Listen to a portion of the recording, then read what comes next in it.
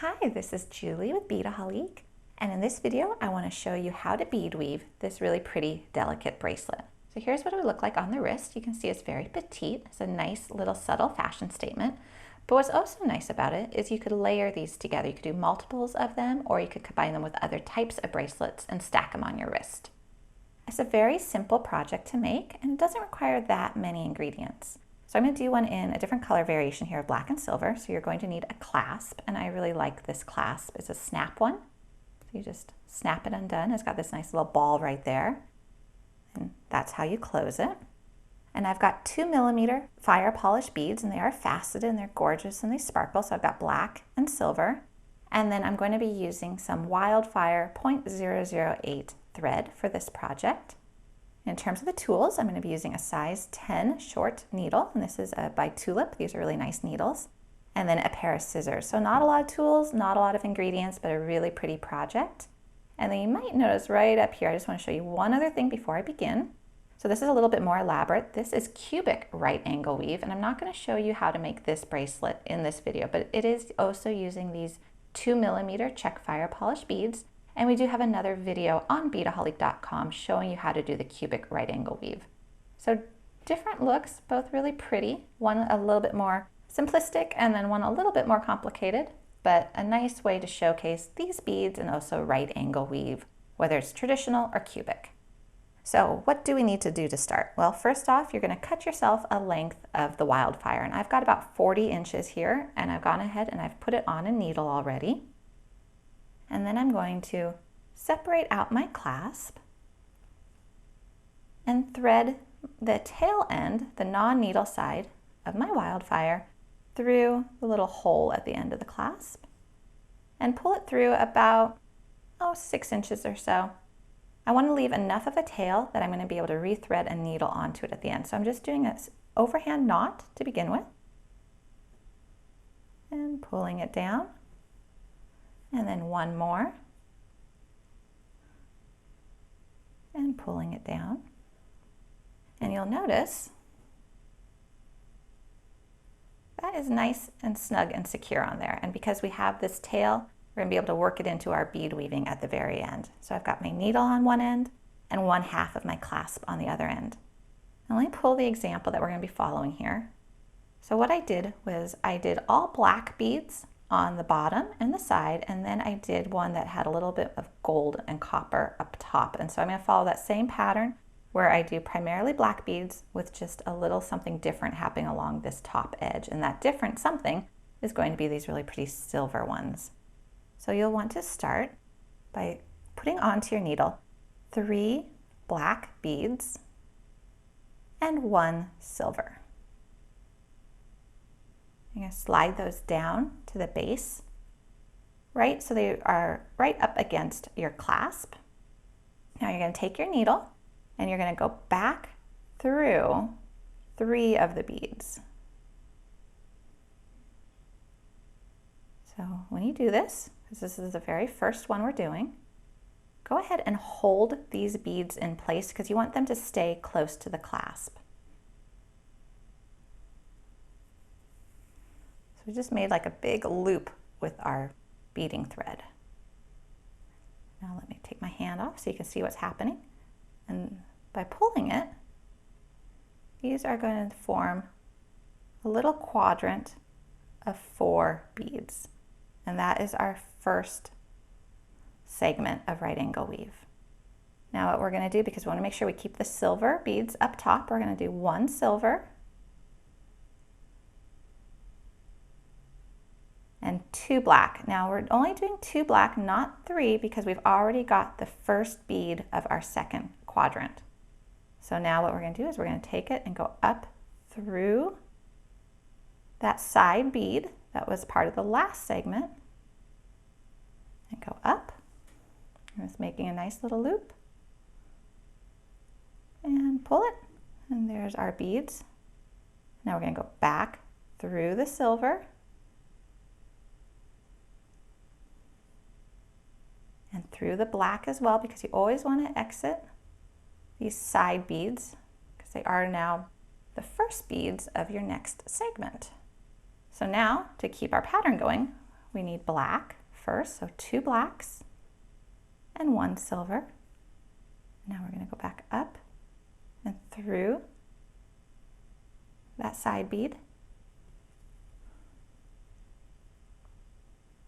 And pull it. And now we need to work our thread back around. So we're going to be exiting that side bead. And let me show you what we have so far. We have 3 segments. So here's 1, here's 2, here's 3. And it's actually a little easier to identify with the silver beads. Now we're just going to keep going. So now we're going to add on 1 silver bead. And you can tell what you're going to need based on the orientation that your thread is exiting that side bead. So 1 silver, 2 black, up through the side bead, pull it around, and then work your needle back so it's exiting that side bead. And this is just right angle weave. There's nothing else going on here. It's just really pretty with these 2mm Czech fire polish beads because they look so sparkly. And it just creates a really nice, delicate little pattern.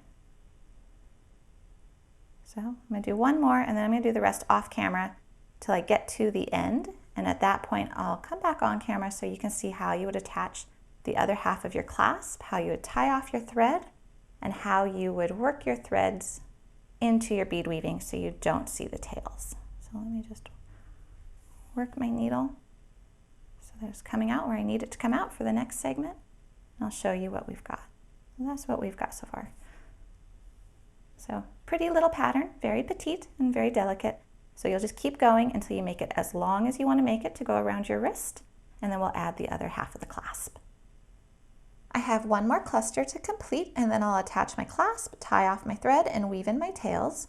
But before I do that, I just want to go ahead and put it on my wrist and make sure it's the length that I want it to be. So that's a really great way of gauging how long you want this to be, is to put it on your wrist and see what's comfortable.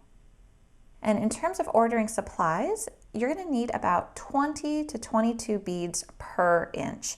So that's just a good number to know. So multiply that by however many inches you want your bracelet to be, and that will tell you how many beads you're going to need.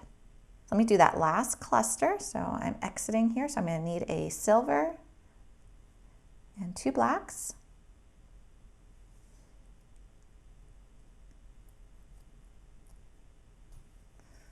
Okay, and now I do want to exit the same way I've been exiting the whole time, making sure that I come out on this side bead. And now I'm going to pick up the other half of my clasp, and I want to lay this down first and make sure that my clasp is facing up and properly oriented to the other half. So once I know that it is, I'm going to go ahead and just take my needle and put it through the loop in the clasp, slide it down, and now I'm going to go through that end bead again.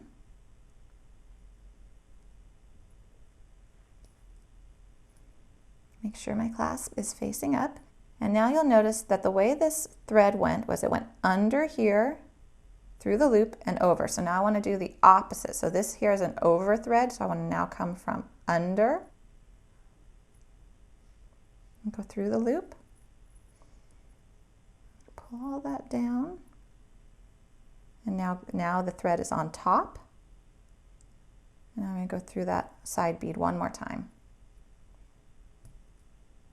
And that's just a nice way of securing it. So I've got 2 threads securing it, and because it was over, under, over, it's going to keep that half of the clasp facing the right direction.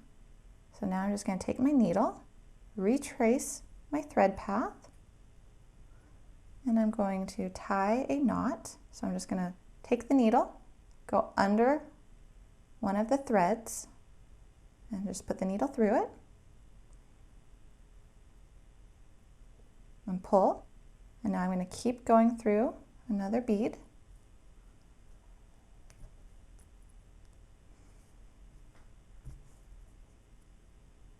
And another. So I'm not crisscrossing and going anywhere where I don't already have a thread path, because I don't want to see this tail. I want it to really just disappear into my beadwork. So now I'm going to catch under that thread bridge again, tie another knot, and then work my needle to another bead. and another. And now I'm just going to trim off that tail. So one side is done. Take your needle, remove it off of the little scrap that's left, and you're going to now rethread it onto your original tail, and that's why you left that 6 inches to begin with.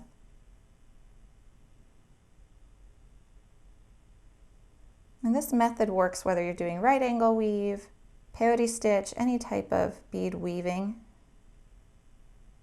It's nice to be able to just retrace your steps with the thread path and then tie knots as you go and keep working your tail into your beadwork. So I'm just going to work it into my beadwork a little bit.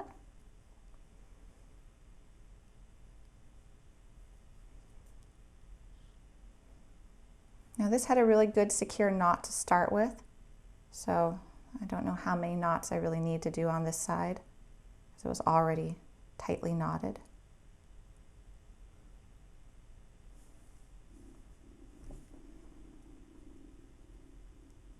Just going to go through one more knot.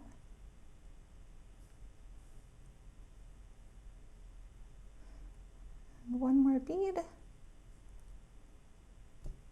And we're going to trim the tail. And we are set. So here is the one we did in the video. And then here was the original one. And remember I said that it'd look really pretty layered together? And I think they do. I think it'd be really nice if you had a whole bunch of different colored ones. So you can find the supplies for these bracelets here, as well as many others, at Beadaholique.com. And again, this is right angle weave, and it's making a really pretty petite little bracelet.